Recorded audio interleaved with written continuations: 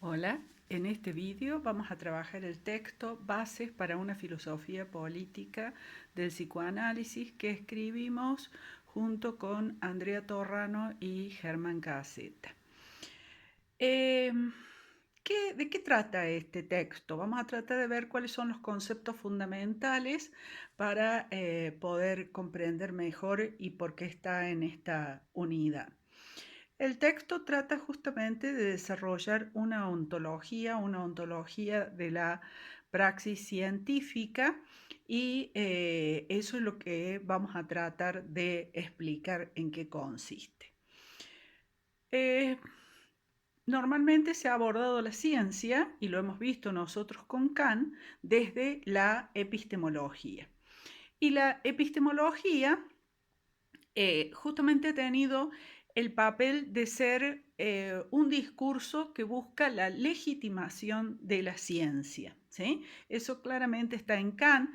Kant busca resolver cuáles son las condiciones que hicieron posible la ciencia y no se plantea si la ciencia es un discurso cierto, si es un conocimiento verdadero. No es ese el problema de Kant, sino él parte del conocimiento científico y quiere legitimar eso, y para eso va al sujeto trascendental. Entonces, básicamente, esa legitimación consistió en establecer las condiciones de posibilidad y en separar el ámbito natural causal del ámbito normativo. Es decir, el ámbito natural causal es el ámbito científico que estudia la naturaleza y el ámbito normativo, el ámbito de la ética. Pero aquí en este texto nosotros nos separamos de este objetivo de legitimar algún tipo de discurso y en vez de epistemología se va a preferir aquí hablar de ontología. Pero tenemos que tener claro aquí que no estamos hablando de las ontologías de la ciencia. ¿Sí? Las ontologías de la ciencia somos las que nosotros vimos cuando vimos el trabajo sobre la perspectiva, son las que definen el cuadro, ¿sí? Que reducen la realidad a la objetividad. Cada teoría científica lo que va a hacer es producir los objetos según la parcela de realidad que va a estudiar. Aquí no se trata de ontología en ese sentido, sino que aquí la ontología se refiere a la existencia del sujeto, ¿sí?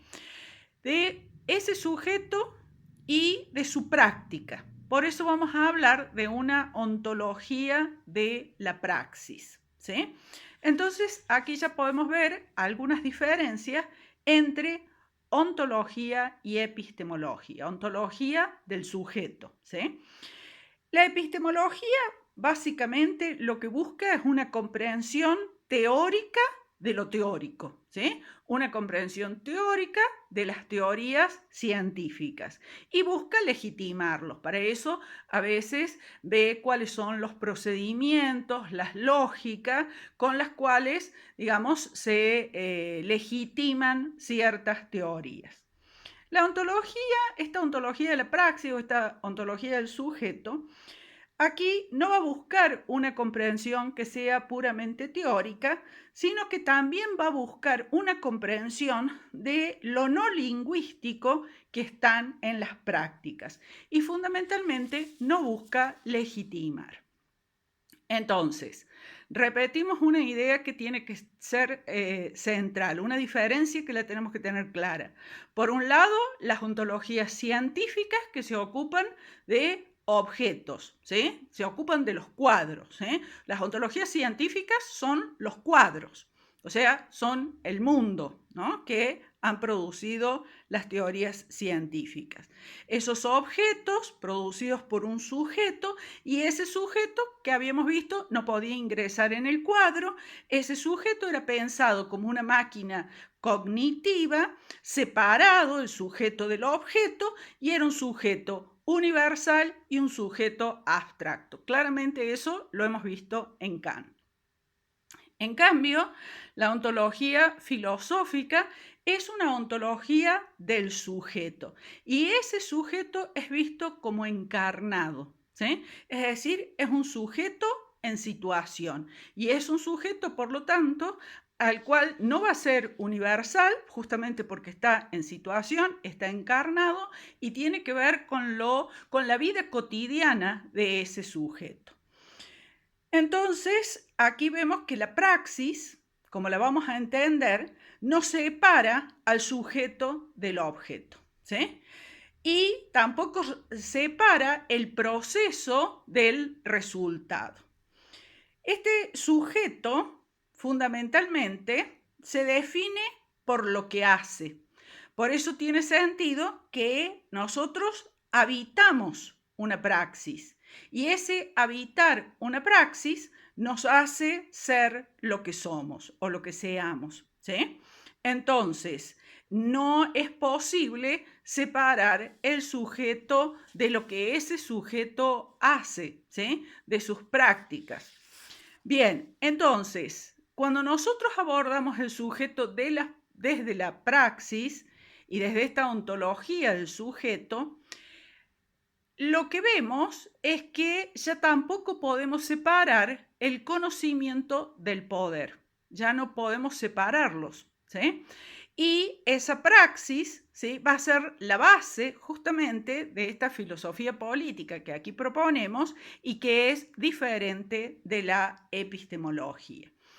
Entonces, no se trata acá de pensar que hay un conocimiento y que después el poder actúa sobre el conocimiento, por ejemplo, prohibiendo ciertas teorías, por ejemplo. No, sino más bien que la idea aquí es que el conocimiento está íntimamente entrelazado con el poder, ¿sí? Es decir, que el poder es constitutivo del conocimiento.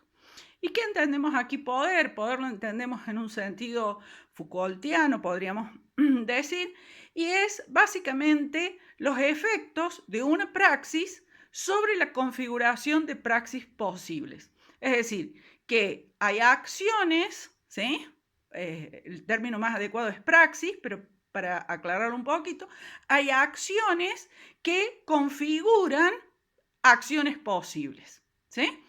Entonces, lo que vamos a ver es que esa praxis, cuando nosotros la abordamos, lo que necesitamos no es una epistemología, ¿sí?, sino lo que necesitamos es un discurso que sea filosófico y que de lo que va a desarrollar es una ontología de la praxis. ¿Qué características tiene? ¿Sí? En primer lugar, es relacional. Y lo que nos vamos a focalizar aquí justamente es en esta característica relacional. ¿Qué se entiende por relacional? Y además, aquí lo que vamos a ver es que esta praxis va a configurar tanto lo social como lo histórico. Por eso, en este sentido, social, histórico, no son categorías que pertenezcan ni a la sociología ni a la historiografía, sino que son categorías, conceptos filosóficos. Habíamos dicho que lo íbamos a focalizar en lo relacional, ¿sí? Es decir, que nuestra ontología es una ontología relacional. Y ahí la vamos a ir abordando en tres formas, básicamente, de concebir esta ontología relacional.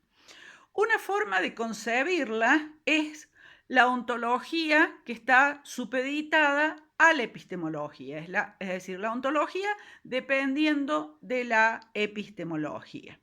Básicamente, esta es la ontología de las teorías científicas, es decir, es la ontología de los cuadros, ¿sí? Aquí vimos claramente esto en Kant, donde quiero explicar esta noción de la ontología supeditada a la epistemología. Esto está claramente en Kant, porque habíamos visto que los conceptos o las categorías son los que determinan que un objeto sea objeto, es decir, que no puede haber objeto sin concepto. Y el objeto es pensable, el fenómeno, ¿se acuerdan? Es pensable solo si tenemos concepto. Por lo tanto, el concepto es el que produce los objetos. no en tanto en su existencia, sino en tanto como objeto, es decir, como fenómeno pensable. Y aquí tomamos un autor que es un neokantiano, que es Cassirer, y Cassirer va a plantear una diferencia entre las ontologías de primer orden y lo que serían las ontologías de segundo orden. ¿Sí? Si bien él prefiere el término ontología más para las de primer orden y él va a hablar de objetos de segundo orden, pero nosotros hablamos de ontología. La ontología de primer orden, que podemos establecerla claramente en Aristóteles, son las ontologías de sustancias, que consideran que hay individuos y esos individuos luego establecen relaciones entre sí. ¿Sí? Porque aquí el problema sería qué es lo que está primero, el individuo o la relación, para decirlo de una forma muy básica. ¿Sí? En la ontología de primer orden, lo que tenemos primero son individuos, esos individuos luego se relacionan entre sí. En la ontología de segundo orden, lo que tenemos primero son las relaciones y esas relaciones producen los individuos. Pero aquí las relaciones son establecidas por conceptos, son espacios conceptuales, ¿sí? Y esos conceptos producen los objetos con sus propiedades. Por eso los objetos son de segundo orden, porque sí, los objetos son de segundo orden porque están dependiendo de los conceptos, es decir, primero están los conceptos. Entonces, esta es una forma de pensar la ontología relacional y decimos supeditada a la epistemología. ¿Por qué? Porque los objetos se derivan de los conceptos. Eso después, más adelante, lo vamos a profundizar. Ahora simplemente quiero indicar eso. Si bien esta concepción de Cassirer es para todos los conceptos científicos, cualquier concepto científico se puede reconstruir como una operación productora de objetos, sin embargo, hay teorías científicas que son concebidas ya con ontologías relacionales. Seguimos en el plano de las teorías, ¿sí? Las teorías científicas. En el caso de Cassirer, decíamos, estábamos en un metanivel, por eso los conceptos determinan los objetos, por eso hablamos de segundo orden, ¿sí? Y la operación que se estudia de los conceptos, o sea, la epistemología, aquí estaría estudiando cómo los conceptos producen los objetos. Y estamos en un metanivel, es decir, en un nivel que nos sirve para explicar las teorías. Pero sin embargo, hay teorías que siguen lógicas diferentes. Hay teorías científicas que siguen más una lógica aristotélica y otras teorías que siguen más una lógica al estilo de Cassirer. Si nosotros, ¿cómo podemos caracterizar el término ontología? ¿No? ¿Qué significa? Ya habíamos visto que la ontología es responder a la pregunta ¿qué hay? ¿Sí? Es decir, que si nosotros nos preguntamos, por ejemplo, si Dios existe, esa es una pregunta ontológica. Si nos preguntamos si existen los átomos, esa es una pregunta ontológica. ¿Qué hay? ¿Qué existe? Son preguntas ontológicas. ¿Sí? Bueno, ¿qué hay? ¿Sí? ¿Qué hay? ¿Qué va a responder Aristóteles? Aristóteles va a responder que hay sustancias. Sustancias constituidas por materia y por forma. ¿Qué quiere decir eso? Básicamente podemos decir que hay cosas. ¿Sí? Esas cosas tienen propiedades y esas cosas tienen ciertas propiedades que son esenciales y que nosotros podemos conocerlas. Pero esas cosas son independientes de nuestro conocimiento, son autónomas, ¿sí? Es decir, que no están supeditadas a nuestro conocimiento. Es decir, que el mundo existe independientemente de nosotros y que nosotros tenemos la capacidad de conocer a ese mundo, ¿sí? En cambio, en la ontología que propone Cassirer, lo que nosotros tenemos es que lo que hay se deriva de conceptos, ¿sí? Entonces, habíamos visto que Cassirer entonces estaba en un metanivel porque eso valía para todas las ciencias, pero dijimos que ahora que hay teorías científicas, sin embargo, que pueden seguir una lógica aristotélica o una lógica al estilo de Cassirer, ¿sí? En las teorías que siguen más esta lógica aristotélica, justamente, ¿en qué consiste esta lógica? ¿No? Consiste en que habíamos dicho que hay cosas, sustancias, entidades individuales, como quieran llamarlo. Aquí hay diferencias, pero vamos a manejarlas como análogas para simplificar. Y esto que hay, estas cosas, estas entidades individuales, tienen propiedades, ¿sí? Básicamente esa es la idea. O sea, que es sustancia accidente, es lo mismo que decir entidades individuales, propiedades. Esas propiedades, algunas son fijas y otras varían, pueden variar. Entonces tenemos estas entidades individuales que son concebidas como aisladas, autónomas, ¿sí? Y tienen propiedades. El caso, ¿no? El ejemplo que podemos encontrar allí es la teoría de Newton. Entonces, ¿qué tenemos aquí? Que los objetos son portadores de propiedades, algunas fijas y otras mutables. Esto tiene una correlatividad con lo que es el sujeto predicado del lenguaje. En realidad, nuestra estructura, digamos, lingüística, sujeto predicado, condiciona de alguna forma esta ontología. Y nosotros, nuestro sentido común nos lleva a pensar de esa forma, con esa estructura. Hay entidades y esas entidades tienen propiedades. Esa es la lógica básica, digamos, de esta ontología de sustancia que estamos señalando. Muchas teorías psicológicas van a seguir esta lógica. Este es un reproche que le hace Lewin, por ejemplo, a las teorías psicológicas. En oposición, tenemos teorías que siguen más bien una ontología relacional, siguen otra lógica. Y ahí tenemos algunos ejemplos. Tenemos Bourdieu, tenemos Pigeon-Rivière, tenemos Winnicott. ¿Y qué es lo que encontramos aquí?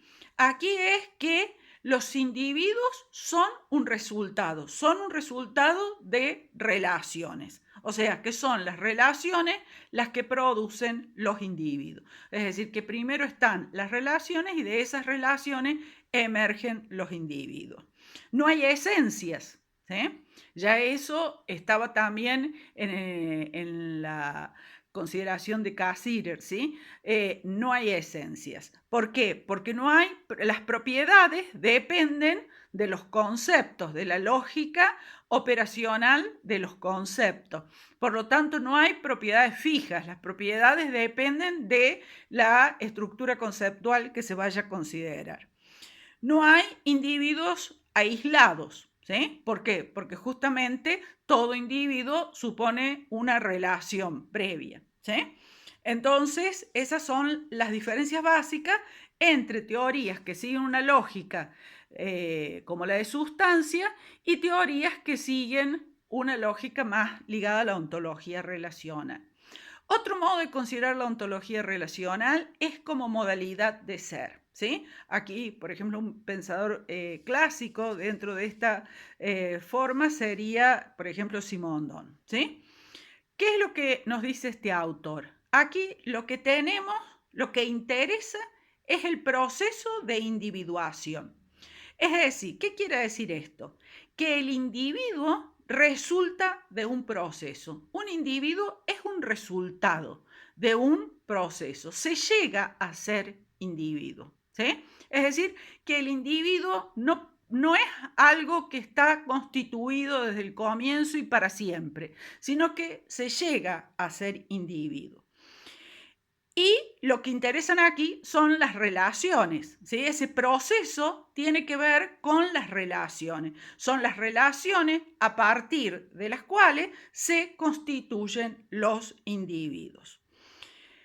Esas relaciones van a definir las modalidades del ser, es decir, las modalidades de nuestros modos de ser. Esas relaciones también tienen que ver o producen tensiones que son constitutivas del individuo, ¿sí? El individuo de alguna forma emerge resolviendo esas tensiones que están en las relaciones. Por lo tanto, fíjense que aquí podemos hablar de un plano que es preindividual, porque si el individuo es el resultado de un proceso, hay algo que es preindividual. Y no se puede separar al individuo justamente del proceso relacional. No podemos considerar al individuo como aislado, ¿sí? Siempre recuerdo yo aquí una cita de Winnicott, donde Winnicott dice, bueno, no podemos ni siquiera señalar al bebé como algo aislado, porque el bebé tiene ropita, porque el bebé está aseado o no está aseado, está en su cuna o no está en su cuna, pero siempre el bebé está en relación, ¿sí? Entonces, no hay posibilidad ni siquiera de señalar a un bebé y pensarlo como algo aislado. Un concepto que nosotros vamos a tomar aquí y que va a ser muy importante es, lo tomamos de Nancy y es el ser con, ¿sí? El ser con, ¿qué significa? Primero, este filósofo llama la atención a decir, bueno, tenemos que pensar en la primera persona del plural, es decir, en nosotros. Cuando hablamos de nosotros, estamos pensando en algo así como una comunidad, y es la comunidad en la cual participamos. Por eso, si nosotros siempre somos ser con, es decir, ni siquiera podemos pensarnos a nosotros mismos como una entidad individual aislada, puesto que siempre estamos en relación con otro, ¿sí? Y nos constituimos constantemente en relación con otros. Por lo tanto, esto tiene una implicancia en esta idea de que todas nuestras comprensiones siempre son locales, porque siempre nuestras comprensiones tienen que ver con ese ser con, que es un rasgo fundamental nuestro. Entonces, las praxis son justamente lo que le da sentido a esas comunidades. Porque, ¿qué significa participar en las comunidades? ¿Sí? Participar en una comunidad es participar en una práctica de una comunidad. Y cuando nosotros participamos en las prácticas de esas comunidades, es que nos constituimos. ¿Sí? Es decir, que nos hacemos los individuos que somos. O sea, nos constituimos como individuos a partir de la participación que tenemos en las prácticas de una comunidad, ¿sí? O sea, que este ser con es un ser activo, es un ser dinámico que fundamentalmente hace. Y en ese hacer es que nosotros nos definimos. Y ese hacer es el que le da sentido a la comunidad. Hay una cita que quiero leerla así aquí de Nancy, que es una de mis citas preferidas, y dice, porque no poder decir nosotros es lo que precipita a cada yo, individual o colectivo, en la locura de no poder tampoco decir yo. ¿Sí? Esta es una cita de Nancy de su texto Ser Singular Plural. Entonces, este ser con es un entre, ¿sí? Pero aquí no debemos caer en el error de objetivar ese entre. ¿Qué quiere decir eso? Que no debemos cometer el error de transformar ese ser con, ese entre, en un algo, ¿sí? Aquí cuando hablamos de comunidad no estamos pensando la comunidad como un algo, ¿sí? Sino que es justamente este conjunto de relaciones, pero no, ni siquiera estaría bien que diga conjunto, es estas relaciones, ¿sí?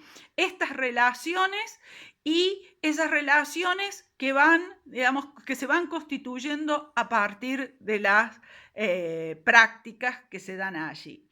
Entonces, no debe tomarse a esa coexistencia como una entidad. Ese ser con es fundamentalmente una coexistencia, pero no es un algo. No debemos pensar la coexistencia como un algo, ¿sí? Como una entidad, sino que justamente es esa relación constitutiva de individuos y que también constituye y le da sentido a las comunidades, y nosotros, por participar en esas comunidades, es que justamente obtenemos nuestros propios sentidos y somos lo que somos, ¿sí? Por las comunidades en las cuales participamos. Entonces, vemos aquí que la ontología relacional la podemos considerar como una ontología supeditada a la epistemología, ¿sí? Derivada de conceptos, ya sea desde un plano epistemológico, en un metanivel, o desde las teorías científicas que adhieren a esta lógica. O bien, ya desde una perspectiva más metafísica, no en el sentido que Kant criticaba la metafísica, que pensaba en la metafísica aristotélica, sino en un plano justamente de esta ontología del sujeto, de esta ontología de la praxis, que es justamente la ontología como modalidad del ser. Es decir, que somos a partir de nuestra participación en las comunidades, ¿sí? Y esas comunidades son también nuestros modos de ser, están allí nuestros modos de ser. Entonces, esto es importante cuando vamos a ver, y que ya lo hemos visto en algunos autores, cómo nuestras comprensiones siempre están ligadas a nuestras participaciones en las comunidades, ¿sí? Bueno, estos son los conceptos principales de este texto, que vamos a ir desarrollando en otros textos muchas de estas ideas y las vamos a ir profundizando. Buenas noches, hasta el próximo vídeo.